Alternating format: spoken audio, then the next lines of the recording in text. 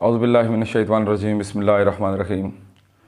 आपका भाई एहसान दानिश अपने चैनल एहसान दानिश ऑफिशियल पे आपके साथ हाजिर खिदमत। उम्मीद करता हूँ आप सब खैरियत के साथ होंगे।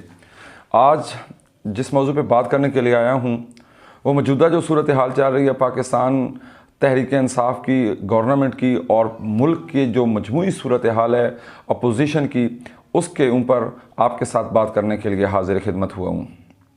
अगर मेरी वीडियो आपको अच्छी लगे तो लाइक ज़रूर करें, सब्सक्राइब करें मेरे चैनल को और बेल आइकन के बटन पे प्रेस ज़रूर करें ताकि जो भी मेरी पहली वीडियो हो वो फर्स्ट प्रायोरिटी में आपके पास पहुंच सके। मौजूदा जो सूरत हाल है उसमें हम देख रहे हैं कि पीडीएम ने एक मरतबा फिर सर जोड़ लिए हैं। मियाँ शहबाज शरीफ साहब जो हैं वो भी भरपूर तरीके से इस वक्त जो है एक्शन में नज़र आ रहे हैं और उनके साथ बिलावल भुट्टो जरदारी और मौलाना फजलुर रहमान साहब जो हैं वो भी एक मरतबा फिर जो है इस्लामाबाद की तरफ मार्च करने के लिए पर तोड़ रहे हैं। तो देखना होगा कि गवर्नमेंट जो है वो अब क्या करने जा रही है और गवर्नमेंट किस तरीके से इनको टैकल करेगी। हालात जो हैं वो मुल्क के मजमूई सूरत हाल देखी जाए तो क्योंकि आर्मी चीफ का भी अगला साल जो है वो तब्दीली का साल है और DGISI की तब्दीली हो चुकी है। जनरल फैज़ हमीद साहब जो हैं उनको कोर कमांडर जो है वो तैनात कर दिया गया है। तो हालात जो हैं वो इस वक्त पाकिस्तान तहरीक इंसाफ की गवर्नमेंट के लिए मुश्किलात से दो चार होते हुए नज़र आ रहे हैं। सबसे जो बड़ा प्रॉब्लम है वो ये है कि जो अवाम है वो इस वक्त जो महंगाई का जो जिन है वो बेकाबू हो चुका है। पाकिस्तान के अंदर जो महंगाई है वो तकरीबन 70% जो है वो हालात से बिल्कुल हाथ से निकल चुकी है और जो जिसकी मनमानी होती है वही रेट लगाया जा रहा है। और हुकूमत जो है मैं कहूँगा कि वज़ीर आला पंजाब जो है वज़ीर आला पंजाब उस्मान बुज़दार की गिरफ्त बड़ी कमज़ोर है जिसकी वजह से महंगाई जो है वो आए रोज़ बढ़ती गई। 70 रुपये से चीनी स्टार्ट हुई और 125 रुपये, 110 और 115 और 120 रुपये तक चली गई। आप देखें कि पेट्रोल की कीमतें जो थी वो पहले गवर्नमेंट इमरान खान की आई तो इमरान खान साहब ने नीचे एकदम जो है उनको ब्रेक लगाई और आलमी मार्केट में भी पेट्रोल की कीमतें कम थी। लेकिन अब जो सूरत हाल बनी है वो हालात जो हैं यकसर तब्दील हुए हैं और पेट्रोल की मसनूआत की कीमतें जो है 130 रुपये को छू रही हैं। 128 रुपये, 126 रुपये जो है वो रेट हो गया पर लीटर का।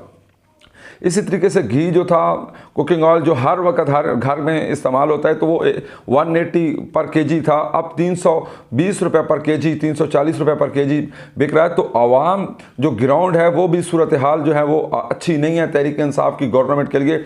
अब खान साहब को कोई ऐसा छक्का मारना होगा जो उन्होंने 92 के वर्ल्ड कप में छक्का मारा था और पाकिस्तान की कश्ती जो डूब रही थी उसको उन्होंने जो है वो उस भंवर से निकाल कर पाकिस्तान को वर्ल्ड चैंपियन बनाया था। अब देखना ये है अवाम की जो नज़रें थी वो सिर्फ़ और सिर्फ इमरान खान के ऊपर थी और इमरान खान की कायदाना सलाहियतों को लोग मानते हैं, दुनिया इतराफ़ करती है। लेकिन जो मौजूदा पाकिस्तान की सूरत हाल है इसमें खान साहब की जो हुकूमत है वो मुकम्मल तौर पर इस वक्त फंसी हुई है। हालात जो हैं वो हालात बेकाबू होते हुए नज़र आ रहे हैं और पीडीएम जो है वो सिर्फ और सिर्फ क्योंकि अवाम के पास अब कोई रास्ता नहीं बचेगा तो पीडीएम एक मरतबा फिर सर जोड़ रही है। तो पीडीएम के लिए भी मुश्किलात इस वजह से मैं कहूँगा क्योंकि हर जमात चाहेगी कि मेरा उम्मीदवार आगे हलकों में आने वाले इलेक्शन में वो जीते। लेकिन क्योंकि हलका एक होना है, पार्टियां 4 होनी हैं तो फिर भी पीटीआई इनका मुकाबला करने की भरपूर सलाहियत रखती है। लेकिन हालात जो हैं वो मुस्लिम लीग नवाज़ के लिए तब ही बेहतर हो सकते हैं और पीडीएम के लिए तब ही बेहतर हो सकते हैं जब मियाँ नवाज शरीफ साहब अपना बयानिया चेंज करते हैं, अपने बयानिए में नरमी लेकर आते हैं। फ़ौज के ख़िलाफ़ और अदलिया के ख़िलाफ़ जो उनका बयानिया था उसको वो ख़त्म करते हैं तो फिर हालात जो हैं वो मुस्लिम लीग नवाज़ के लिए बेहतरी की तरफ जाएंगे।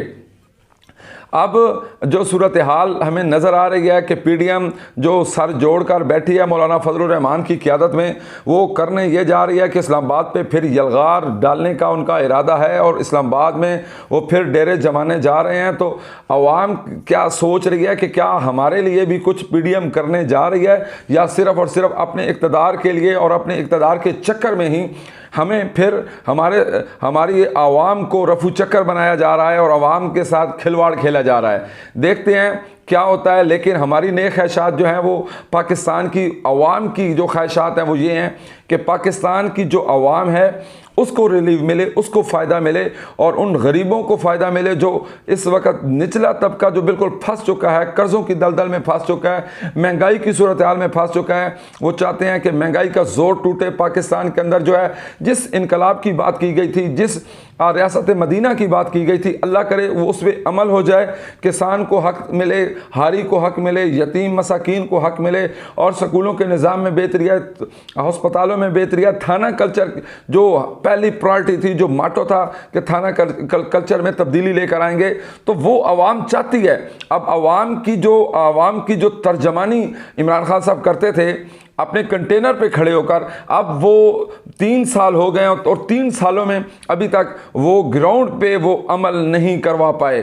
تو اب دیکھنا یہ ہے کہ 2 سالوں میں عمران خان کیا اس کو امپلیمنٹ کروا سکیں گے. اداروں کے اندر جو کالی بھیڑیں بیٹھی ہیں جنہوں نے اس ملک کا ستیہ ناش کیا, کیا ان کی گرفت, ان کی گردن تک پھندا وہ پہنچے گا.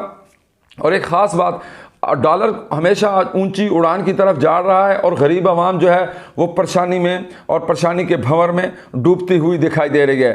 میری تو دعائیں ہیں اللہ رب العزت سے کہ میرے ملک کے لوگوں کو خوشحالی ملے, میرے ملک کے لوگوں کو امن ملے, اور میرا ملک جو ہے وہ ترقی اور خوشحالی کے راستے پہ چل کے پاکستان کے لیے بہتر ہو اور پاکستان کے لیے بہتری ہو, تاکہ پاکستان جو ہے وہ آنے والے دنوں میں ترقی کر سکے اور پاکستان ہمیشہ ہنستا مسکراتا رہے. اللہ تعالیٰ میرے اس وطن کو ہمیشہ سلامت رکھے.